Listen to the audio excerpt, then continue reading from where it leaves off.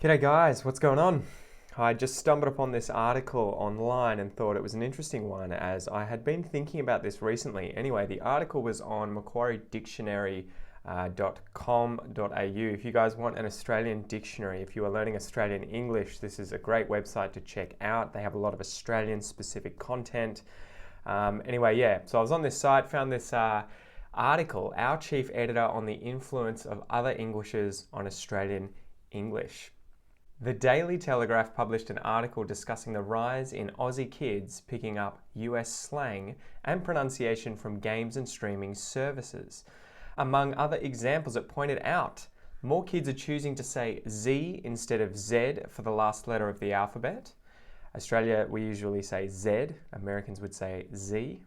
At least we'll see what happens in the future, huh? They pronounce, I want to do this correctly. They pronounce offense and offense and defense with the emphasis on the first syllable. Offense, defense. I was practicing these before because I was like, what? Americans say them differently? That's why I was confused. So they're putting the emphasis on the wrong syllable there. Offense or offense instead of offense.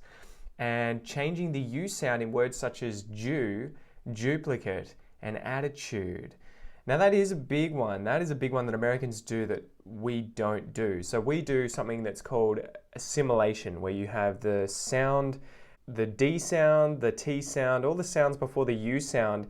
The U modifies the sound before it, right? So instead of do and duplicate, attitude, I would say ju, duplicate, and attitude, right? So that's an interesting one. Also taking over are trendy new words from YouTube stars such as tea for scandalous gossip. Never heard that. Lit to describe something amazing. I think I have heard Americans say that's really lit. Or shade to trash someone, while bathroom has largely replaced toilet and butt is preferred to bum. How can these kids be doing this to us?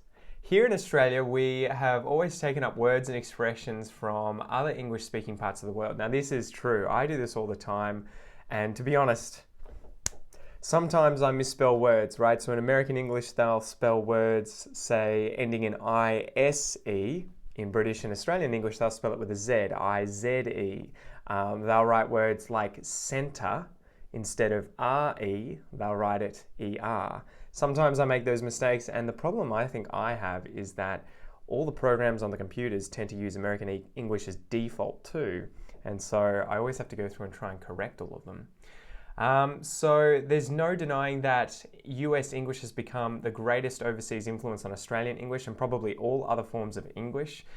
Probably since World War II, that influence has grown exponentially in recent years, first with films and TV, and then the internet, social media, and YouTube and computer games. And I hadn't really thought about the effect of computer games on changing English and streaming stuff live.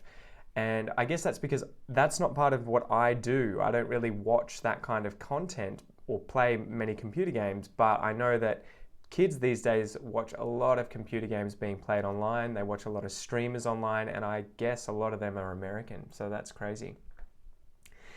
So the US is being exposed to Australian English as well through our films and TV and the internet. Think selfie and budgie smugglers. Never knew that selfie was an Australian word, though it makes sense because we have a lot of IE words.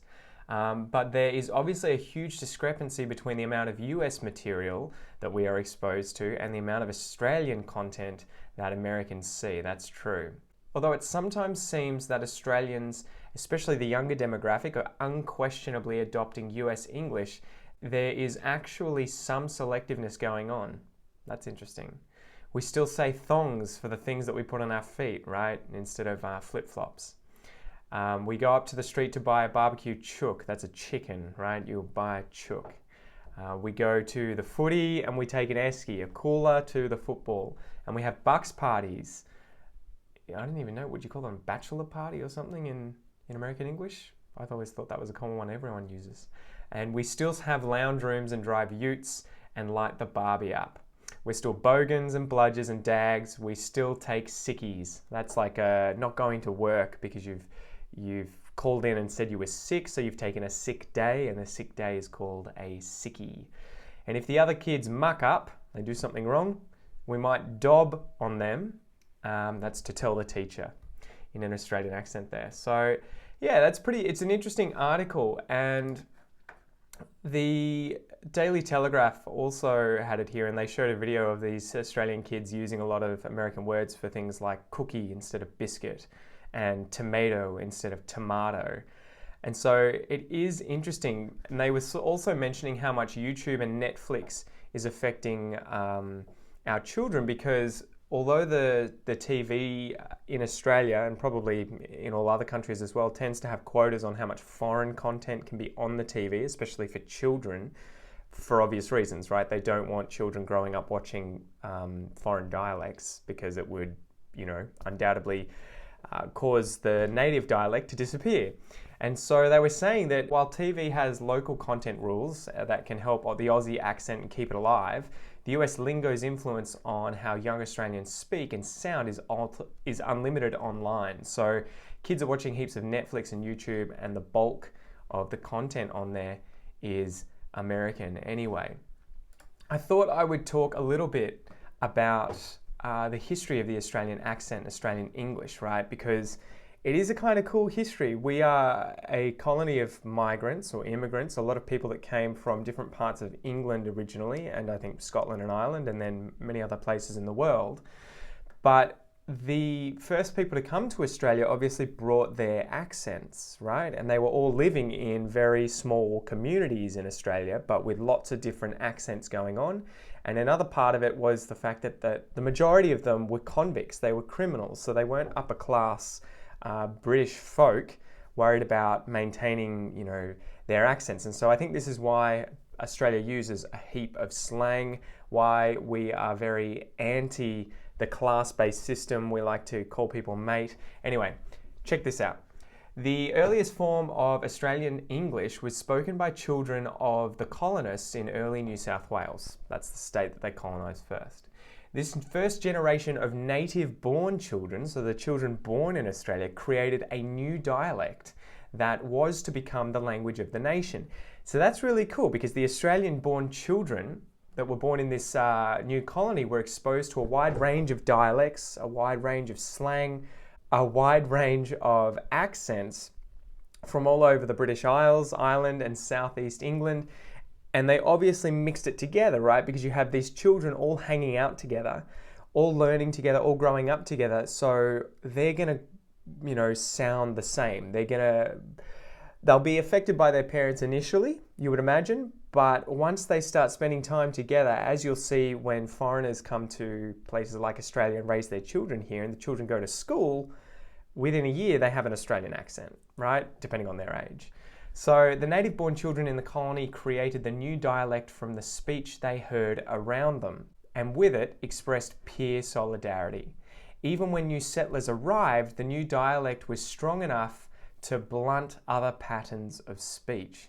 So there you go. Pretty interesting story about the Australian accent and what's going on with the influence of other foreign dialects of English, particularly American English. So is Australian English going to die? Well, eventually, maybe 100, 1,000 years from now.